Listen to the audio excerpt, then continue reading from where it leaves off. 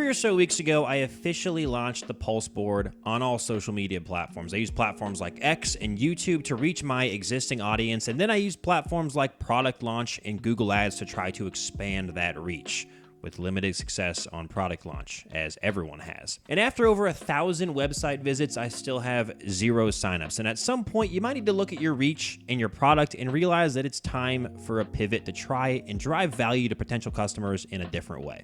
Now, when it comes to the current state of the ThePulseBoard, it provides an easy setup way of tracking social media metrics across all of your platforms, as well as tracking what content is driving that traffic to your website.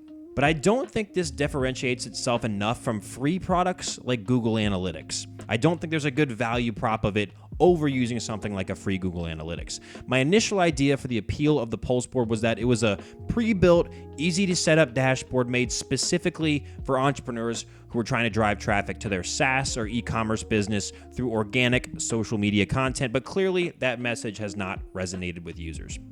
I do have a couple of features in the hopper that I was planning on implementing down the line, since as a general rule of thumb, you want your MVP to be heavily focused on one specific feature that solves one specific problem. But with my initial feature not gaining any traction, I think the feature that I'm going to be building out for with the ThePulseBoard will be using AI to generate content that will drive traffic to your site. The way this will work is the ThePulseBoard is currently storing information about the content that you post, including what was posted, as well as how well that content did. And with that, you can then filter down on content that has provided the highest amount of visibility to your product and utilize generative AI to create more of that content that you can then copy and paste into platforms like X.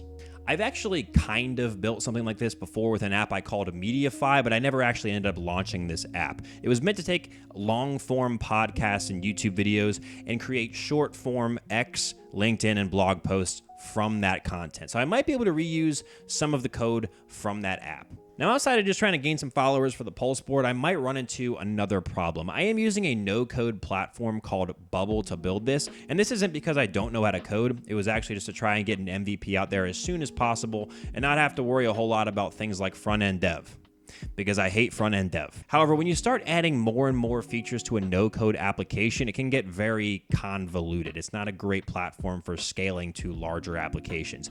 And I don't think I'm going to run into this issue with this specific feature, but I could absolutely see this being a bit of a problem with 2 or 3 more features being added. Also, please God, can someone just build a no-code front-end and pro-code flexible back-end development platform? I beg you. But that's pretty much all I have when it comes to updates for the ThePulseBoard. I'll give another update next week, and hope you guys enjoyed. Thank you.